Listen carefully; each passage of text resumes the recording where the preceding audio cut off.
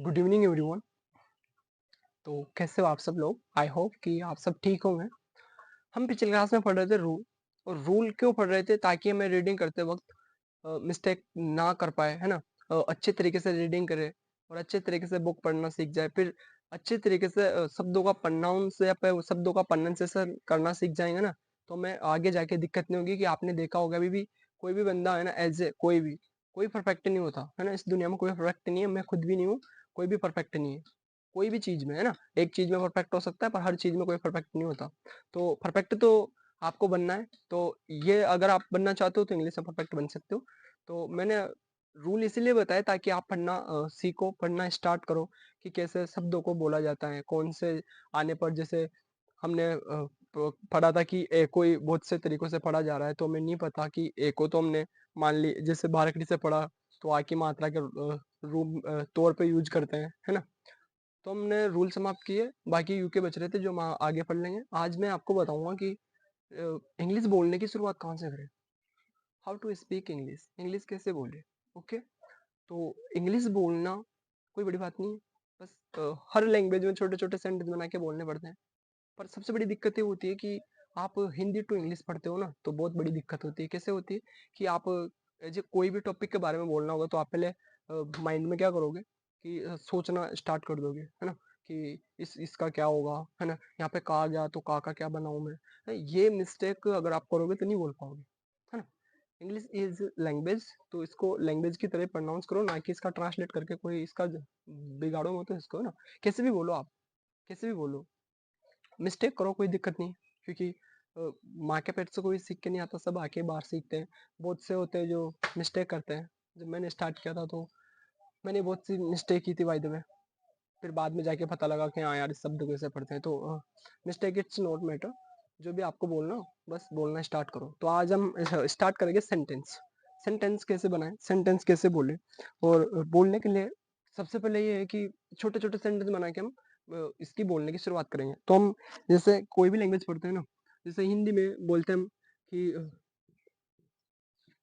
तुम तुम काम करते हो, काम करते हो। तो मैंने यार पहले पिछली क्लास में बता दिया था आपको कि इन चीजों को बनाने के लिए सब्जेक्ट ऑब्जेक्ट और वर्ब की जरूरत पड़ती है। सेंटेंस बोलने के लिए इन चीजों की जरूरत पड़ती है। वो हिंदी हो, इंग्लिश हो, स्पेनिश हो, कोई सी भी चीज हो, ये चीजें नहीं होंगी तो बोल नहीं पाएंगे। हमने सब्जेक्ट पढ़ाए थे, मैंने वर्ब के बारे में बताया था, ऑब्जेक्ट के बारे में बताया था। तो दैट्स कि आपको पता ही होगा, है ना। तो इस चीज को कि हिंदी में ना, ये अपनी हिंदी लैंग्वेज है, ये अपनी हिंदी लैंग्वेज है। ओके। और डी मेरा ऐसा ही रहता है। जब मैं इसको इंग्लिश में बोलूंगा ना, मैं ट्रांसलेट नहीं करूंगा, मैं ओनली फॉर इंग्लिश में बोलूंगा कि you do work, you do work. Okay. तो हमने एक चीज यहाँ पे कॉमन पता चली कि ये हिंदी है ना अपनी, इसमें सबसे पहले क्या आ रहा है, सब्जेक्ट। ओके। तो हमारा इंग्लिश में भी सब्जेक्ट आ गया। ओके। पर इसमें सब्जेक्ट के बाद एक चीज नोटिस करना आप यहाँ पे, ये क्या होगा, ऑब्जेक्ट होगा। और इसमें ये वर्ब आ गई, है ना, वर्ब। और हाँ, ये भी वर्ब भी है। अगर आप ये डू नहीं लगाओगे ना तो भी काम चल जाएगा, पर ये डू लगा भी सकते हो, नहीं भी लगा सकते हो, काम चल जाएगा। मैंने आपको समझाने के लिए लगा दिया यहाँ पे। ये वर्क ऑब्जेक्ट के रूप में काम करने लग गया, है ना। वरना ये वर्क अपने आप में एक वर्ब है ना। वर्क अपने आप में एक वर्ब है, ठीक है। तो मैंने बताने के लिए आपको यहाँ पे ये यूज कर दिया। और ये इसको ऑब्जेक्ट मान लेता हूँ मैं। ओके। ये वर्क काम ऑब्जेक्ट हो गया।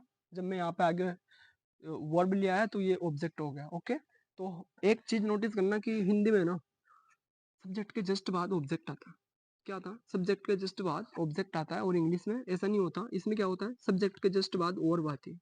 ओके। इस बात का ध्यान रखना। फिर हम बस छोटे छोटे सेंटेंस बनाना सीख जाएंगे। ओके। तो मैं कुछ नहीं करना। जब भी आई वी यू दे के साथ सेंटेंस बनाने होते हैं ना, आई वी यू दे के साथ सेंटेंस बनाने होते हैं, तो कुछ नहीं करना पड़ता। ये आई वी यू दे, जैसे दो नाम, Ram and Shyam. Okay. Ram and Shyam. तो हम जब भी ये हम दो प्रकार के सब्जेक्ट मानते हैं। जैसे हिंदी में हमने पढ़ा एक वचन बहुवचन, ओके। तो हम इंग्लिश में भी सेम वही चीज कि दो प्रकार के सब्जेक्ट मानते हैं, एक तो मानते हैं सिंगुलर, एक मानते हैं प्लूरल, ओके। प्लूरल, अबे प्लूरल आ गया, ये आई अपना है ना, ये आई प्लूरल नहीं बोल सकता मैं, क्योंकि ये धोखेबाज होता है। ये धोखेबाज कैसे होता है, ये कभी इस ग्रुप में भी घुस जाता है, कभी सिंगुलर वाले ग्रुप में भी घुस जाता है। अब जैसे यहाँ पे ये अपना सिंगुलर, सिंगुलर ओके, ये अपना सिंगुलर होता है, ही, सी, इट और एक नाम, ओके। एक नाम मैं यहाँ लिख देता हूँ, आपको याद रखना, एक नाम, एक नाम, ओके। यहाँ पे क्या हो जाएगा, एक नाम।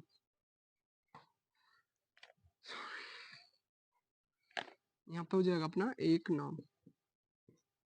अब ये आई को छोड़ के बाकी ये जो है ना, वी, यू, दे और दो नाम, ये अपने क्या होता है, प्लूरल होते हैं।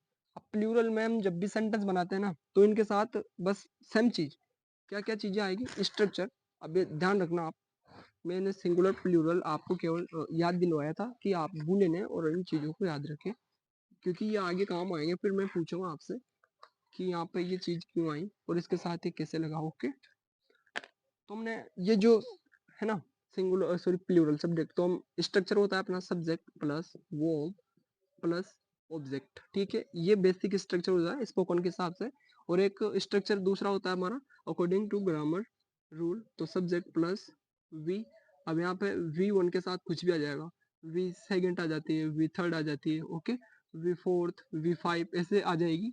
इसके बाद हेल्पिंग वर्ब, सब्जेक्ट के बाद यहाँ पे हेल्पिंग वर्ब भी आ जाती है अपनी, ठीक है, हेल्पिंग वर्ब भी आ जाती है, हेल्पिंग वर्ब भी आ जाती है। फिर उसके बाद ऑब्जेक्ट। अब मैं अगर इस चीज को ऐसे लिख सकता हूँ कि सब्जेक्ट प्लस ये अपनी helping verb, subject plus helping verb plus verb plus object, okay. अब ये अपनी वर्ब है ना, वो first second third fourth five तक मानी जाती है, जिसमें फोर्थ फॉर्म आईएनजी वाली हो गई, फिफ्थ फॉर्म मान लो आप एस और एस वाली, जो हम यहाँ पे यूज करेंगे अभी बनाने के लिए। तो ये दोनों स्ट्रक्चर मैंने आपको दे दी कि ग्रामर वाला और नॉर्मल वाला स्ट्रक्चर क्या होता है ना। तो जब हम नॉर्मल सेंटेंस बनाते हैं ना इन चीजों के नॉर्मल सेंटेंस, तो नॉर्मल सेंटेंस में कुछ नहीं होता। जैसे एक तो होता है नॉन एक्शन, दो प्रकार के सेंटेंस बोलते हैं, दो प्रकार के सेंटेंस कैसे कैसे बोलते हैं, एक होता है एक्शन वर्ब वाला और एक होता है नॉन एक्शन वर्ब वाला। इनकी एक्शन वर्ब, एक्शन वर्ब क्या होता है कि जिसमें एक्शन का मतलब होता है कार्य, है ना, कार्य गतिविधि जो भी आप मानो। एक्शन, जो एक्शन होता है ना वो काम को दिखाता है, और जो नॉन एक्शन होता है वो ओनली फॉर हेल्पिंग वर्ब के साथ आता है, वो अपने बारे में बताता है। जैसे मैं बताऊं कि मैं एक टीचर हूँ, आई एम अ टीचर, मैं एक डॉक्टर हूँ, आई एम अ डॉक्टर, मैं एक स्टूडेंट हूँ, I am a student, okay, I am a wrestler, okay, I am a rider. तो इस चीजों के लिए ये नॉन एक्शन वर्ब की कैटेगरी में आते हैं, क्योंकि इनके साथ ओनली फॉर हेल्पिंग वर्ब आती है और कुछ नहीं आता। हेल्पिंग वर्ब के साथ हम बताते हैं कि हम क्या हैं, अपने बारे में बताते हैं। और जिसमें एक्शन होता है ना उसमें हम काम को बताते हैं, काम को। जैसे आई am a student and I do study, है ना, ऐसे कर करके सेंटेंस बनाते हैं जिसमें ये बता रहा है कि मैं एक स्टूडेंट हूँ और पढ़ाई भी करता हूँ, ओके, है ना। I am I am going to Kota, मैं कोटा जा रहा हूँ। या फिर आई लाइक ईट मैंगो, मैं आम खाना पसंद करता हूँ, okay. I want to drive a car, I know how to drive a car. ये चीजें मतलब एक्शन वर्ब में आ गई। ये एक्शन वर्ब किसमें, कि इसमें मैं काम को बता रहा हूँ मेरे साथ कि मैं कर क्या रहा हूँ। और एक में मैं खुद को बता रहा था, मैं पहचान करवा रहा था कि मैं कौन हूँ। तो आप मेरे को मतलब अननोन व्यक्ति होते वो नहीं जानते ना, तो उनको हम बताते हैं ऐसे, ठीक है। तो हमने डिवाइड किया एक्शन और नॉन एक्शन वर्ब में, ओके।